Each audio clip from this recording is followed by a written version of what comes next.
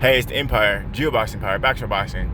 Now, two-time heavyweight champion and currently the WBC undefeated world champion, Tyson the Gypsy King Fury. There was a lot of speculation going on and rumors going on from his own father talking about how he might pull out the fight because of family problems outside of the ring. Now, if you guys didn't know, man, Tyson Fury's newborn was having complications, and they said the baby wasn't alive for 3 minutes, and they had to resuscitate the child.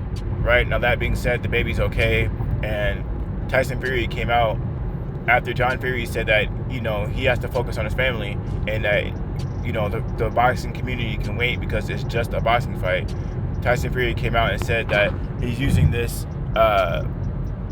seemingly tragedy that turned good, thank God. He's using it as motivation for the Deontay Wilder fight. Now, man, Deontay Wilder, man, he been tied Muhammad Ali's record for title defenses when he was a WBC reigning champion. And not only did he tie Muhammad Ali's record, he did it by all knockouts. Deontay Wilder was the kind of man who had his own persona, who came in with the mask on, and it was a different kind of attire when he came in the ring. It was new, it was fresh, and he had a whole philosophy behind his fighting style. He said when he came in with the mask on, he was the Bronze Bomber, and when he took it off in the ring, he wasn't Deontay Wilder anymore. He was the Bronze Bomber, and he was this animal. Deontay Wilder, when you see him outside the ring, he's playful. He cracks jokes and stuff like that. But when he's in the ring, man, there's no laughing, there is no sympathy, there is no empathy. There's just the Bronze Bomber. And that being said, man, Deontay Wilder was one of the most terrifying fighters in the heavyweight division, and he still is, with the highest knockout ratio in the division right now, in heavyweight division history. So that being said, he was definitely feared. There's a lot of people that Deontay Wilder was supposed to be fighting, like Alexander Povetkin, just one example, who were testing positive for banned substances like PEDs because they didn't want to fight the guy, right? So that being said, people needed a competitive advantage over Deontay the Bronze Bomber Wilder. That being said, there's a lot of controversy with this Tyson Fury-Deontay Wilder situation, and that Tyson Fury had to get a competitive advantage over Deontay Wilder. That being the gloves. A lot of people, including myself, see those gloves and they're a suspect. Not just in the second fight, but in the first fight as well. Right? There's pictures of Tyson Fury with his palms, and you can see his knuckles in his gloves in his right hand. Right? And then there's the left hand glove flopping. It looks like really suspect stuff. That being said, man, it matters the persona of Deontay Wilder and who he was at the time and who he still is as a fighter, because this proves that Deontay Wilder was so dangerous that people needed an advantage to even fight him. So that being said, a lot of people thought that Tyson Fury was going to pull out the fight. There's a whole case with the arbitration clause. The arbitration case with Deontay Wilder and Tyson Fury delaying the fight. Tyson Fury paid millions of dollars trying to get out of the third fight, even though he signed the contract for a 3-fight deal. And this ultimately went in Deontay Wilder's favor. That being said, man, Deontay Wilder has had this fight delayed over and over, and they were supposed to fight in December. It didn't happen. They're supposed to fight again in August, right? It didn't happen. Apparently, Tyson Fury caught C-19, and that was supposed to happen in October. During that time, Deontay Wilder has had a lot of training camps. He's been training with Malik Scott, and that being said, he's been learning new skills. And the more time you give Deontay Wilder and Malik Scott synergy, this is just Deontay Wilder is going to improve as a fighter. And if you see the training camps, Deontay Wilder is looking sharp. He's been throwing body shots, left hook, straight rights, all the above. He's been throwing combinations as well. So that being said, man, Deontay Wilder and Tyson Fury, man, I'm glad Tyson Fury came out and said that fight's not going to be delayed, because it's just been delayed for so long. People want to already get over with this, and so the heavyweight division can move on. The heavyweight division can move on, because understand, 2 of the 3 champions are former or current champions are tied up right now. The elite of the elite at the heavyweight division is Tyson Fury, Deontay Wilder, and Anthony Joshua, right? 2 of the 3 are fighting each other. Deontay Wilder and Tyson Fury are fighting each other. So that being said, the heavyweight division has been moving really slowly, and Anthony and Joshua fighting Kurbad Pulev and soon Alexander Usyk is nice, but we're still missing 2 more fights of the year, which is Deontay Wilder and Tyson Fury. If they're fighting other people, that'd be a lot more heavyweight fights happening. And it just seems real slow right now in the heavyweight division, and people want more boxing. People want more boxing, and we want to get this out the way already so we can, see all these fighters back in the ring, because, this is what boxing needs to get the division moving on so we can see who's the best of the best. Now, I'm glad the fight's happening, and I'm glad it's not going to be delayed anymore, because the August C19 thing, I would say I was shocked, but Teofimo Lopez already tried it. He got away with it.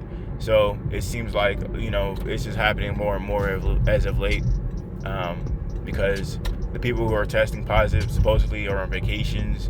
Teofimo Lopez was in Italy when he had C19 apparently, and he was over here vacationing. Same thing with Tyson Fury. He is in Vegas buying exotic cars.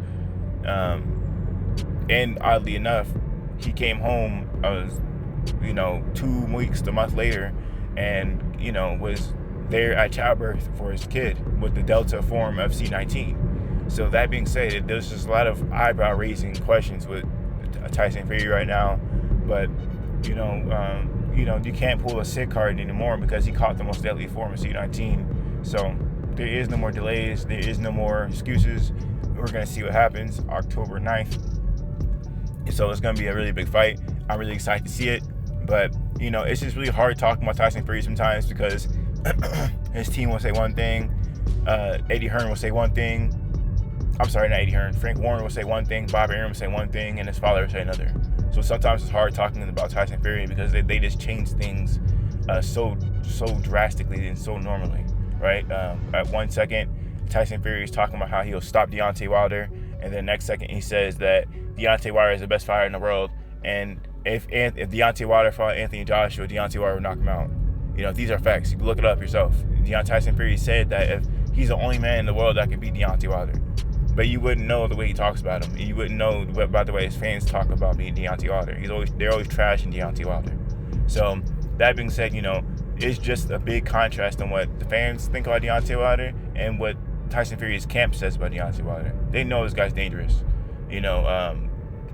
Frank Warren, Bob Arum, ESPN, they know how dangerous Deontay Wilder is. That's why they tried to get out the fight. That's why they tried to move on with the Deontay Wilder fight. With the Anthony Joshua Tyson Fury fight, because it's too much of a dangerous threat fighting Deontay Wilder, and anything can happen in sport of boxing. And with Deontay Wilder, it bothers me when people say Deontay Wilder has a puncher's chance, because all of his knockouts or all of his fights are by knockout. There hasn't been a fight he hasn't knocked the guy out in, or dropped the guy. So saying a puncher's chance when a guy has like a 99 or 97% knockout ratio, it doesn't make any sense. It doesn't make any sense. People don't say this guy has a boxer's chance. He can outbox the guy. No, if he's a boxer, he's just going to beat you. People need to stop saying a puncher's chance and just say he's going to win the fight. But yeah, man, so I think this is going to be a good fight, man. I think this is going to be a competitive fight. I think Deontay Wilder has been training too hard. He's been taking it too seriously. I think Tyson Fury has been vacationing on times where he doesn't need to vacation in. Vacationing on the biggest fight of your career, going to Vegas, that's just not the move, man. And that's a bad idea. I don't know why Tyson Fury is trying to unwind at the peak of his career. At the peak of his career, he should be completely focused. Tyson Fury has a bad habit of being at the peak of his career and mentally breaking down. Think the Vladimir Klitschko fight. He beat Vladimir Klitschko and he just fell apart. Will this happen again? We'll see, man. We'll see. We'll see. John Fury was saying that he was halfway training and he didn't look good before the August fight. And that's why it was delayed, or even now, he just wasn't taking it seriously. Tyson Fury's camp, as far as his trainer goes, we don't know who's his head trainer right now. We just don't know. He reached out to Freddie Roach. Freddie Roach declined, and it's just a lot of chaosness right now with Tyson Fury. One thing I know for sure is Tyson Fury has a strength and conditioning coach, and that's about it. But anyway, man, let me know how you guys feel about it, though. Tyson Fury said he's going to get in the ring. He's going to be motivated. This thing with his family, with the child, it motivated him. Now he's going to be back stronger than ever. I think this is a really big deal for Tyson Fury. Maybe it might give him some motivation, like you said. So let me know how you guys feel about it, though. Like, comment, subscribe. This is The Empire. Giga Box Empire. Bitch. Giga Box.